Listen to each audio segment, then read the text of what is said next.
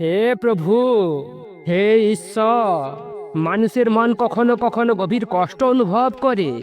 কেন প্রিয়জন আর সবচেয়ে কাছের মানুষ আমাদের কষ্টের কারণ হয়? কেন স্বামী মাঝে মাঝে এমন আচরণ করে যা হৃদয় ঢেকে দেয়? কেন স্ত্রী মাঝে মাঝে এমন আচরণ করে দুঃখে স্বামীর বুক ফেটে যায়? বন্ধুরা, এই প্রশ্ন শুধু তোমার নয়, এই প্রশ্ন যুগে যুগে মানুষের মনে এসেছে। মহান আধ্যাত্মিক গুরু পরমহংস যোগানন্দ এ বিষয়ে শিক্ষা দিয়েছে। বন্ধুরা, তার বিস্তারিত আলোচনা শুনলে তুমি চমকে যাবে। তাই ভিডিওটি লাস্ট পর্যন্ত দেখলে তুমি খুব খুব উপকৃত হবে। তিনি বলেছেন, কেউ অকারণে কষ্ট দেয় না, প্রতিটি কষ্টের পিছনে লুকিয়ে আছে একটি কারণ। আর এই কারণের নাম হলো আমাদের নিজস্ব কর্মফল। আমরা যা করি তার প্রতিফল একদিন আমাদের কাছে আসে। কখনো তা তৎক্ষণাৎ হয়, আবার কখনো কখনো পরে আসে। কখনো কখনো অন্য জীবনে প্রতিফল আসে। তুমি হয়তো ভুলে গেছো, কিন্তু তোমার আত্মা ভুলে না। যদি তুমি কারো প্রতি অন্যায় করেছো বা অবহেলা করেছো, তা আজ ফিরে আসে। স্বামী যদি কষ্ট দেয়, মনে রেখো, সে তোমার শত্রু নয়, সে কেবল মাধ্যম, যার মাধ্যমে অতীতের কর্মফল ফিরে আসে। ঈশ্বর আমাদের জীবনেও শিক্ষক পাঠান, যারা কখনো মৃদু হাসি দিয়ে শিক্ষা দেয়, আবার কখনো কঠোরভাবে চোখ খুলে দেয়। হে প্রভু, তুমি দয়া করো, আমাদের অজ্ঞতা ক্ষমা করো, আমাদের সহনশীল হওয়ার শক্তি দাও, আমাদের ধৈর্য দাও। বন্ধুরা, মনে রেখো, কষ্ট ধ্বংস করে না, কষ্ট রূপান্তর ঘটায়। আগুন যেমন সোনাকে খাঁটি করে, তেমনি কষ্ট আত্মাকে পরিশুদ্ধ করে, তেমনি কষ্ট আত্মাকে আরো শক্তিশালী করে তোলে। তুমি যত বেশি কষ্ট সহ্য করতে পারবে, তত শক্ত, তত সহনশীল ও তত জ্ঞানী হবে। যদি স্বামী তোমাকে অবহেলা করে, তবে তা হতে পারে ধৈর্যের পাঠ। যদি কথায় আঘাত দেয়, তবে হতে পারে ক্ষমার অনুশীলন। যদি প্রত্যাশা পূরণ না হয়, তবে হয়তো শেখানো হচ্ছে প্রকৃত ভালোবাসার মানে। যোগানন্দ বলেছে, কষ্টকে শিক্ষক হিসাবে গ্রহণ করো, অভিযোগের বদলে কৃতজ্ঞতা রাখো, কষ্টকে প্রার্থনায় রূপান্তর করো। বলো, হে ঈশ্বর, আমি এই কষ্টও তোমার কাছে সমর্পণ করি। আমাকে শক্তি দাও, যাতে আমি এটিকে আশীর্বাদে রূপান্তরিত করতে পারি। প্রতিদিন সকালে নিজের হৃদয়কে নরম করো, শ্বাস নিয়ে বলো, আমি বিশ্বাস করি এই কষ্টও আমাদের শিক্ষা বহন করে। যে মানুষ আমাকে কষ্ট দেয়, তাকে শত্রু ভেবো না, বরং মনে রেখো, সে আমার শিক্ষক। তার আচরণ আমাকে নিজের ভেতর গভীর উত্তর খুঁজতে বাধ্য করে। অনেক সময় কষ্টই আমাদের আত্মাকে ঈশ্বরের দিকে টেনে নিয়ে যায়। কষ্ট না থাকলে সহজেই নিজের ভুল দেখতে পারি না। এ কারণেই জীবনের কঠিন সময়গুলি শেষ পর্যন্ত আমাদের মঙ্গল ঘটায়। যখন ক্ষমা করো, তুমি নিজেকে মুক্ত করো। ক্ষমা মানে দুর্বলতা নয়, এটা সাহসের পরিচয়।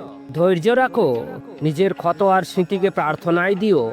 প্রতিটা কষ্ট তোমাকে আরো পরিশুদ্ধ, আরো আলোকিত করে তোলে। নিজেকে অনুশীলনে নিয়োজিত করো। প্রতিদিন ছোট ছোট ক্ষমা শিক্ষা দাও নিজেকে। স্বামী হোক বা অন্য কেউ, সবার সাথে শান্তভাবে কথা বলো। তোমার আচরণে সম্পর্কের পরিবর্তন সম্ভব। সবার আগে নিজের ভুল গ্রহণ করো, তারপরই পরিবর্তন চাও। হে প্রভু, হে ঈশ্বর, আমাদের দয়া দাও, আমাদের ধৈর্য দাও, যাতে আমরা কষ্টকে অভিশাপ না ভাবি, বরং আশীর্বাদ হিসাবে গ্রহণ করি। বন্ধু, মনে রেখো, তুমি একা নও।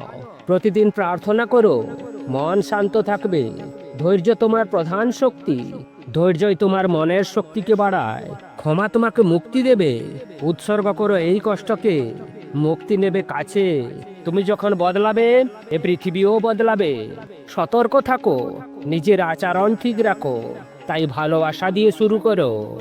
ভেঙে যাবে তোমার সমস্ত কষ্টের দেওয়াল। তোমার আত্মার মধ্যে এক শান্তি জাগুক। এটাই হলো জীবনের নতুন সূচনা। যদি তুমি এই দৃষ্টিভঙ্গি গ্রহণ করো, দেখবে কষ্ট আশীর্বাদের রূপ নেয়।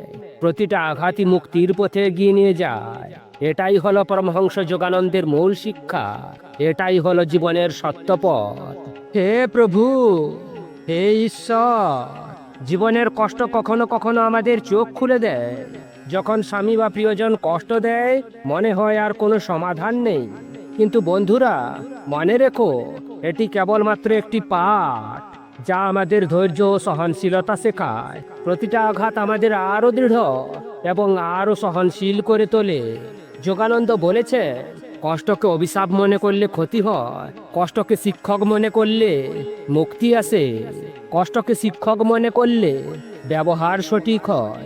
যদি তুমি প্রতিক্রিয়ায় গরম হও তখন মন ভারী হয়, কিন্তু যদি ধীরে ধীরে পরিস্থিতি বিশ্লেষণ করো তুমি শিখবে ক্ষমা, ধৈর্য এবং ধ্যানের গুরুত্ব। প্রতিদিন নিজেকে প্রশ্ন করো, আমি কি শান্তি ও ভালোবাসা দিয়ে প্রতিক্রিয়া দিচ্ছি? যদি না দাও তখন মনে রেখো এটি শেখার সুযোগ। স্বামী যদি দয়া কম দেখায় বা কঠোর আচরণ করে, চিন্তা করো এটি ধৈর্যের পরীক্ষা। যদি কথায় আঘাত দেয়, মনে করো ক্ষমা শেখার সুযোগ। যদি প্রত্যাশা পূরণ না হয়, হয়তো শেখানো হচ্ছে প্রকৃত ভালোবাসার মানে। বন্ধুরা, মনে রেখো সম্পর্কের আসল শক্তি হলো ভালোবাসা, আর সম্পর্কের আসল শক্তি হলো সহনশীলতা। তুমি যদি নিজের মন শান্ত রাখো, দেখবে পরিস্থিতিও শান্ত হবে। হে প্রভু, হে ঈশ্বর, আমাদের সহনশীল হওয়ার শক্তি দাও, আমাদেরকে কষ্ট সহ্য করার শক্তি দাও, আমাদের মনকে এমন শক্তি দাও যাতে আমরা কষ্টকে আশীর্বাদে রূপান্তর করতে পারি। যখন তুমি নিজেকে ধৈর্যশীল করে তুলবে, দেখবে সম্পর্কের আঘাত কমতে শুরু করছে। প্রতিদিন কিছু সময় নিজের জন্য নাও, নিজের হৃদয় নরম করো, আর সেটা শান্তি এবং প্রার্থনার সাথে সাথে।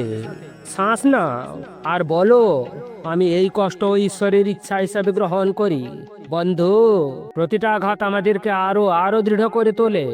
স্বামী বা প্রিয়জন আচরণ পরিবর্তন না করলেও তুমি পরিবর্তিত হও, তাহলে দেখবে সম্পর্ক স্বাভাবিকভাবেই উন্নতি পায়। যোগানন্দ বলেছে, কষ্ট আমাদের আত্মাকে পরিশুদ্ধ করে, যা আমরা সহ্য করি তা আমাদের অভিজ্ঞতা ও জ্ঞান বৃদ্ধি করে। যদি তুমি এই দৃষ্টিভঙ্গি গ্রহণ করো, দেখবে কষ্ট আশীর্বাদের রূপ নেয়। প্রতিটা আঘাত আমাদের মুক্তির পথে এগিয়ে নিয়ে যায়, প্রতিটা আঘাত আমাদেরকে পবিত্র করে তোলে। হে প্রভু, হে ঈশ্বর, দয়া করো, আমাদের অন্তরের অন্ধকারকে দূর করো। দাও আমাদের এমন শক্তি যাতে আমরা ক্ষতকে শান্তিতে রূপান্তর করতে পারি। যে মানুষ আমাদের কষ্ট দেয় তাকে শত্রু ভেবো না, বরং মনে রেখো সে তোমার শিক্ষক। তার আচরণ তোমাকে নিজের ভিতরে গভীর শিক্ষা নিতে বাধ্য করে। বন্ধু, মনে রেখো কষ্ট কখনো শূন্য যায় না। প্রতিটা ব্যথা আমাদের জীবনের একটি নতুন পাঠ। যা আমরা শিখি তা আমাদের শক্তি, শান্তি ও আত্মবিশ্বাস বৃদ্ধি করে।